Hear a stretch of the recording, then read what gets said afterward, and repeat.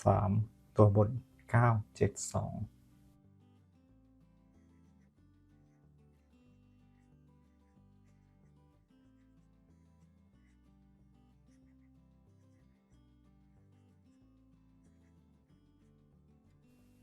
งวดหน้า1กุมภาพันธ์2569ดูเลย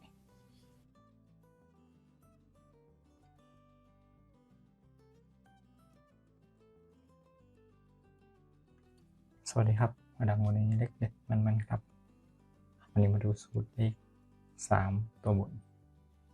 ในการคำนวณเลข3งวดติดครับอันดับแรกเรามาดูสูตรและเลขที่คำนวณกันครับ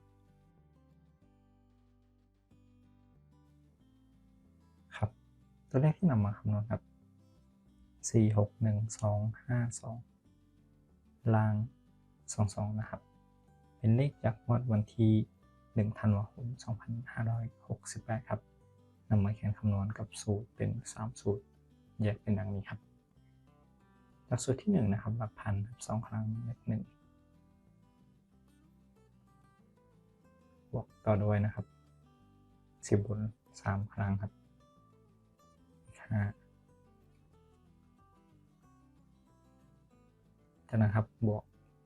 หน่วยบนเลข2ครับและบวก9คงที่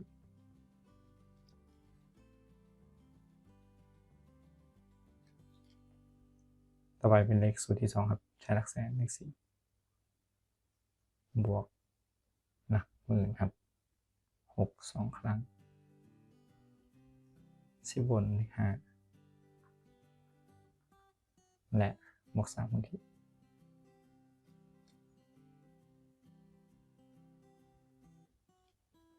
ต่อมาครับหลักแสนเลข4หลักร้อย2 3ครั้งหน่วยล่างเลข2 ครั้งบวก1ครับรวมตัวเลขที่ได้ตามสูตรนะครับจากสูตรที่1ครับเลขทั้งหมดรวมกันได้28สูตรที่2รวมได้29และสูตรที่3ครับรวมเท่ากับ15ครับใช้หลักหน่วยทั้ง3ตัวครับนำมาเขียนเรียงเป็นเลขที่ได้895เลขงวดต่อมา3ตัวครับในวันที่16ธันวาคมครับออก895ตรงครับจากนั้นเรานำสูตรเดิมนะครับไปเขียนคำนวณงวดที่2มาดูต่อกันเลยครับงวดต่อมาครับนำวันที่1ออก763 895ล่าง52เขียนกับสูตรทั้ง3สูตรเดิมครับสูตรที่1ครับได้3 2ครั้ง9 3ครั้ง5และ9คงที่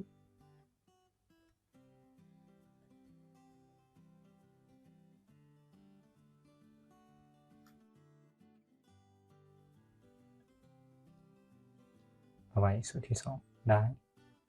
7บวก6 2ครั้ง9 2ครั้งและ3คงที่นะครับ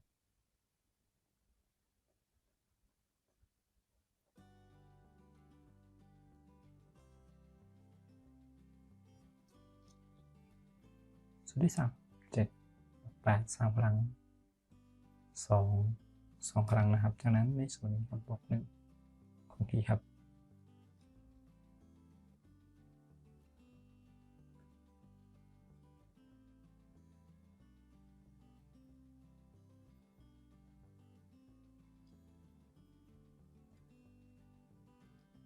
รวมตัวเลขจาก3สูตร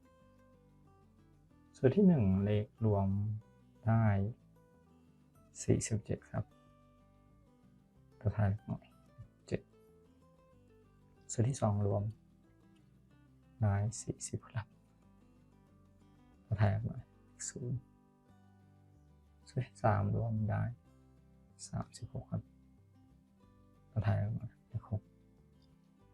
ครบ ทั้ง3สูตรครับนำมาเขียนเรียง706 3 ตัวงวดต่อมาออก706ครับในวันที่2 มกราคม 2569ครับได้ตรงต่อไปคำนวณงวดที่3กันครับรางวัลที่1 837 706 ล่าง 16มาเขียนคำนวณจากสูตรเดิมในงวดที่3ครับสูตรที่1ได้7 2 ครั้ง0 3 ครั้งบวก6บวก9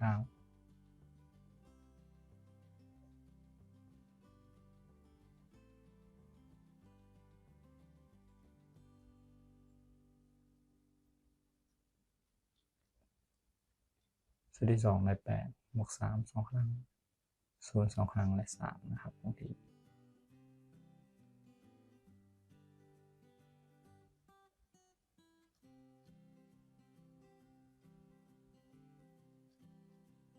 สูตรที่3ครับ8 7 3 ครั้ง6 2 ครั้งและ1บางที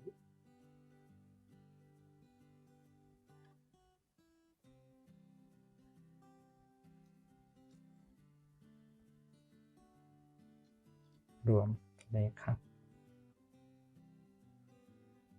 เท่ากับ29ครับตัวแทนหน่อย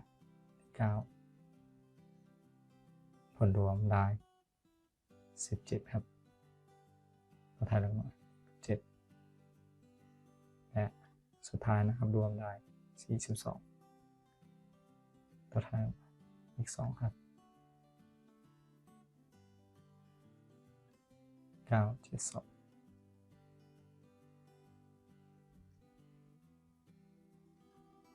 3 ตัวครับงวดที่ผ่านมาออก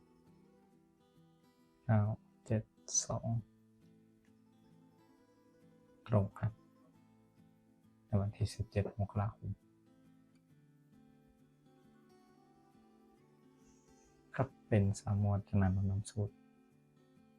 ในชุดนี้นะครับมาเขียนคำนวณงวดต่อไป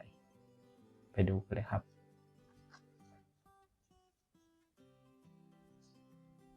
ใช้รางวัลที่1นะครับจากงวดที่ผ่านมา8 7 8 9 7 2 ล้าง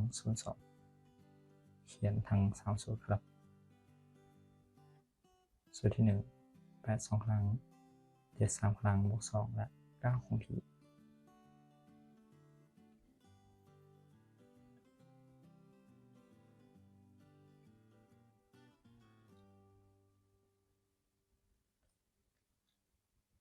สูตรที่2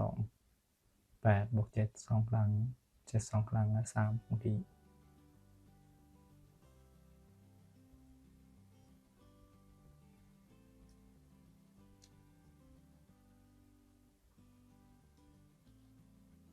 สูตรที่3ครับ8 บวก 9 3 ครั้งบวก2 2 ครั้งและ1คงที่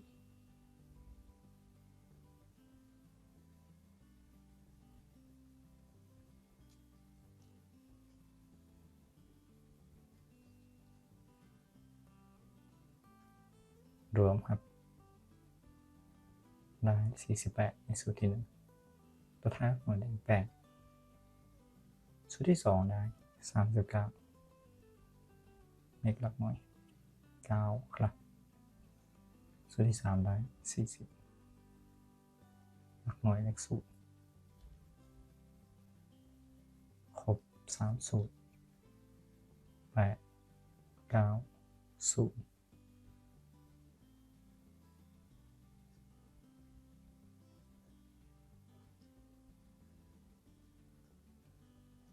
มาสรุปตัวเลขกันอีกครั้ง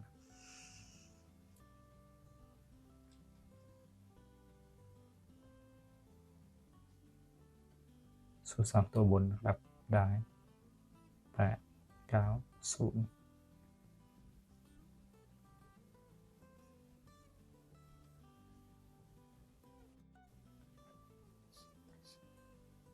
ก็ขอขอบคุณทุกท่านครับที่ติดตามรับชมรับฟังกันครับแล้วก็อย่าลืมกดไลค์กดแชร์กดติดตามเป็นกำลังใจให้นะครับสำหรับวันนี้ขอทุกท่านโชคดีสวัสดีครับ